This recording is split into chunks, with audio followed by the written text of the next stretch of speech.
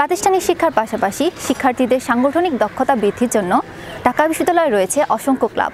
এর মধ্যে অন্যতম একটি club Dhaka university IT society, যেটি 2012 সালে প্রতিষ্ঠার পর থেকে আইটি সমৃদ্ধ ক্যাম্পাস নির্মাণের লক্ষ্যে কাজ করে যাচ্ছে। কেমন ছিল এই ক্লাব প্রতিষ্ঠার পেছনে গল্পটা, আজ আমরা সেটাই জানব। ঢাকা বিশ্ববিদ্যালয় আইটি সোসাইটি এখন শুধু ঢাকা বিশ্ববিদ্যালয় নয়, সারা দেশেরই একটি বৃহৎ সংগঠন রূপে আবির্ভূত হয়েছে। এটা আমাদের জন্য একটা আনন্দের বিষয়, যেহেতু আমরা প্রতিষ্ঠাকালীন সময় থেকে এই সংগঠনের সঙ্গে ছিলাম, আমরা এই সংগঠন প্রতিষ্ঠা করেছি। আজকে ঢাকা বিশ্ববিদ্যালয় আইটি সোসাইটির জন্য প্রতি বছর বিশ্ববিদ্যালয় কর্তৃপক্ষ 2 লাখ টাকা অনুদান দেয় সংগঠন চালানোর জন্য। আমাদের একটি চমৎকার ক্লাব রুম আছে, সেই ক্লাব রুমে চমৎকার একটা টিভি আছে, আমাদের প্রজেক্টর আছে, চমৎকার সব ইকুইপমেন্ট আছে, বসার জায়গা আছে, আমাদের 750 মেম্বার, আমরা অনেক কিছু করি।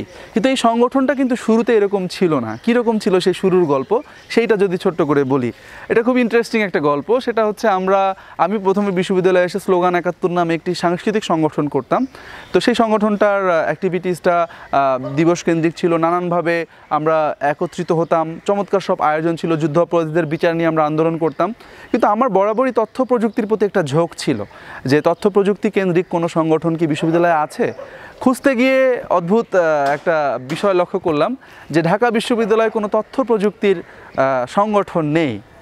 সো আমরা সংগঠন করার প্রথম ধাপ হিসেবে ফেসবুকে সার্চ দিলাম, দেখলাম ঢাকা বিশ্ববিদ্যালয় আইটি ক্লাব নামে একটা ফেসবুক পেজ আছে।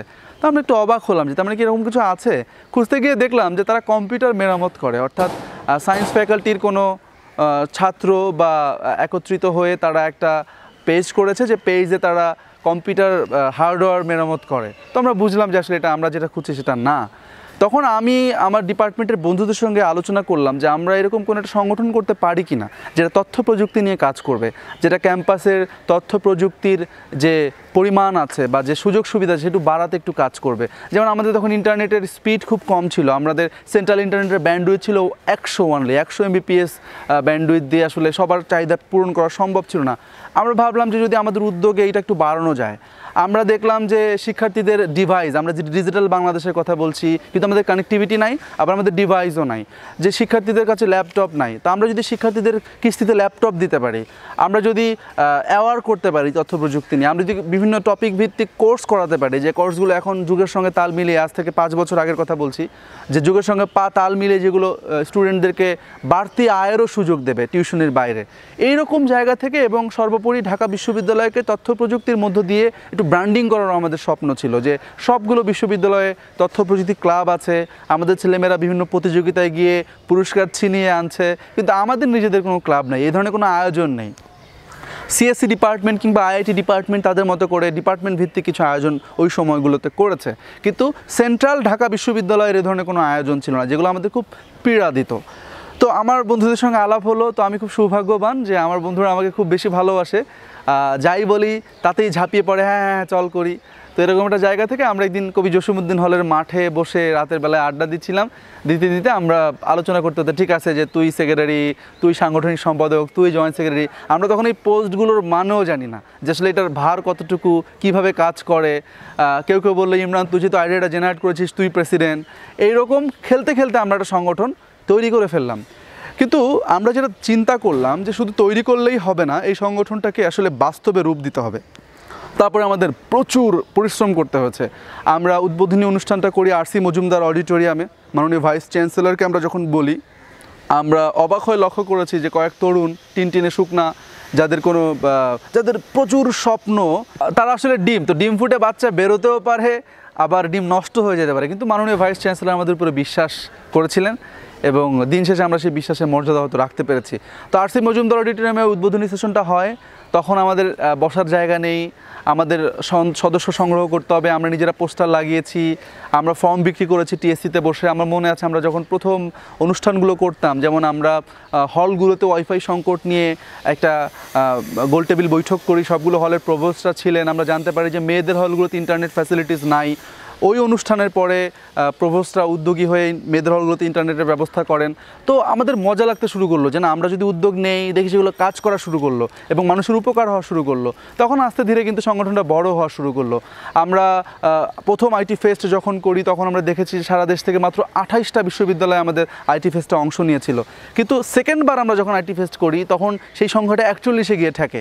তো এইভাবে কিন্তু ধীরে ধীরে সংগঠনটা বড় হতে থাকলো এবং আমরা নানান ধরনের কার্যকরী পদক্ষেপ নেওয়া শুরু করলাম এবং সেই কার্যকরী পদক্ষেপগুলো নেওয়ার কারণে বিশ্ববিদ্যালয়ের প্রশাসন আমাদের উপর আস্থা রাখা শুরু করলো, ছাত্ররা আমাদের উপর আস্থা রাখা শুরু করলো এবং সারা দেশের একটা বড় তথ্য প্রযুক্তি সংগঠন হিসেবে আমরা ধীরে ধীরে আত্মপ্রকাশ করতে শুরু করলাম। একটা জিনিস মনে রাখা জরুরি যে একেবারে শূন্য থেকে কিন্তু এই সংগঠনের যাত্রা শুরু হয়েছে। পরে আমরা নানান দেনদরবার, নানান চেষ্টা তদবির করে আমরা টিএসসিতে একটা রুম পেয়েছি এবং ধীরে ধীরে আমাদের বাজেট দেওয়া শুরু করেছে বিশ্ববিদ্যালয়। তো 1000 mile journey start from zero. আমরা যদি কোনো একটা বড় জার্নি শুরু করতে চাই আমাদের কিন্তু শূন্য থেকে শুরু করতে হবে। শুধু যেটা থাকতে হবে সেটা হচ্ছে প্যাশন। আমরা কিন্তু একটা লম্বা সময় সংগঠনে চিন্তা করতাম, সারাক্ষণ পরিকল্পনা করতাম কীভাবে সংগঠনটাকে আরও একটু ড্রাইভ দেওয়া যায়, আরও একটু বেটার জায়গাতে নিয়ে যাওয়া যায়। আমার মনে আছে আমরা হলগুলোতে একটা ইন্টারহল কুইজ কন্টেস্ট করেছিলাম তথ্য প্রযুক্তি রিলেটেড, প্রচুর সাড়া পেয়েছিলাম এবং সেই জায়গা থেকে কিন্তু আমরা ধীরে ধীরে নানান ধরনের শিক্ষার্থীদের উপকারমুখী বিভিন্ন উদ্যোগ গ্রহণ করা শুরু করলাম। আমরা আউটসোর্সিং নিয়ে ট্রেনিং করানো শুরু করলাম এবং আমাদের এই মডেলটাকে পরবর্তীতে সরকার, তথ্য প্রযুক্তি মন্ত্রণালয় এত বেশি পছন্দ করলো যে তারা বিভিন্ন জায়গাতে এই মডেলটার কথা বললো যে কমিউনিটি বেসড একটা সংগঠন যেটা কমিউনিটির ডেভেলপমেন্টের পাশাপাশি জাতীয় লক্ষ্য পূরণে ভূমিকা রাখছে। যে আমাদের যে জাতীয় টার্গেট ডিজিটাল বাংলাদেশ ভিশন 2021, সেই জায়গাতেও কিন্তু এই সংগঠন এখন ভূমিকা রাখা শুরু করেছে এবং আমরা আমাদের উদ্যোগে আমরা গর্ব করে বলতে পারি যে সংগঠন সেই জসিমউদ্দিন হলের মাঠে বসে কয়েক তরুণের তৈরি করা সংগঠন আজকে সারা দেশে যে ওয়ান স্টুডেন্ট অন ল্যাপটপ প্রকল্প আইসিটি মন্ত্রণালয় বাস্তবায়ন করছে, এটি আমাদের আইডিয়া ছিল এবং আমাদের প্রস্তাবনা ছিল। আমরা এটা বিশ্ববিদ্যালয়ের ভেতরে করতে চেয়েছিলাম, সরকার এটাকে সারা দেশে করতে চেয়েছে। তো এটা আমাদের ভাবতে ভালো লাগে যে আমাদের উদ্যোগগুলো এইভাবে ছড়িয়ে যাচ্ছে। এবং আমরা যখন কাজ শুরু করেছিলাম বিশ্ববিদ্যালয়ের ইন্টারনেটের ব্যান্ডউইথ ছিল 100। আমরা বলবো না যে আমরাই করেছি, কিন্তু আমাদের নানানমুখী চাপ এবং নানানমুখী প্রেশার ক্রিয়েট গ্রুপ হিসেবে যেহেতু আমরা কাজ করেছি, সেহেতু এখন বিশ্ববিদ্যালয়ের সেন্ট্রাল ইন্টারনেটের ব্যান্ডউইথ প্রায় 1 GB, 750 থেকে বেড়ে সম্প্রতি শুনলাম যে 1 GB হয়েছে। তো এটা কিন্তু আমাদের একটা চমৎকার ভালো লাগা যে ধীরে ধীরে আমরা যেটা চেয়েছিলাম সেটা হচ্ছে। এবং আপনারা জানেন যে টিএসসিতে প্রচুর মানুষ আসেন, তারা ইন্টারনেট ব্যবহার করতে চান, তাদের কানেক্টিভিটি নাই, অনেক ছাত্রও আসেন। তো আমরা টিএসসিটাকে আইসিটি মন্ত্রণালয়ের সহায়তায়, বর্তমান তরুণ মন্ত্রী জুনায়েদ আহমেদ পলকের সহায়তায় আমরা কিন্তু ওয়াইফাই করে দিয়েছি এবং এটাতে অনেক মানুষ উপকৃত হচ্ছেন। মধুর ক্যান্টিনে আমরা ওয়াইফাই করেছি। তো এরকম নানানমুখী কার্যক্রমের মধ্যে দিয়ে কিন্তু এই সংগঠন এগিয়ে যাচ্ছে এবং আমরা যেহেতু সম্পর্কগুলো তৈরি হচ্ছে, আমরা জানি যে বিভিন্ন সংগঠন অনুদান দেয়। তো সেই জায়গা থেকে কিন্তু আমরা ডেলকে দিয়ে সম্প্রতি বিজয় একাত্তর হলে একটা কম্পিউটার ল্যাব, প্রশিক্ষণ ল্যাব করে দিয়েছি এবং আমরা আগামীতে খুব দ্রুতই টিএসসিতে যে সাইবার ক্যাফেটা আছে, যেটা এখন প্রায় ধ্বংসপ্রাপ্ত, সেটিকে রিনোভেট করে ডেলের সহায়তায় একটি চমৎকার আধুনিক কম্পিউটার প্রশিক্ষণ ল্যাব করতে যাচ্ছি। তো এই বিষয়গুলো যখন আপনি ভাববেন যে একজন তরুণ শিক্ষার্থী বিশ্ববিদ্যালয়ে পড়ার পাশাপাশি বিশ্ববিদ্যালয়ের জন্য এই কাজগুলো করছে, তখন কিন্তু শুরুর দিনগুলোর কথা মনে পড়ে যে একটা সময়ে রাতভর আমরা পরিশ্রম করে পোস্টার লাগিয়েছি, মানুষজনকে দাওয়াত দিয়েছি, এই অনুষ্ঠানে আসতে বলেছি, আমরা খেয়ে না খেয়ে পরিশ্রম, আমাদের পকেটে টাকা খরচ করে অনুষ্ঠান করেছি। সেই সংগঠন কিন্তু আজকে মহিরুহে পরিণত হচ্ছে। তো ভাবতে ভালো লাগে বিগত দিনগুলোর কথা যে একটা লম্বা প্রসেসের মধ্য দিয়ে আজকে আমাদের আইটি সোসাইটি এইরকম একটা বড় জায়গাতে এসে দাঁড়িয়েছে। Thank you.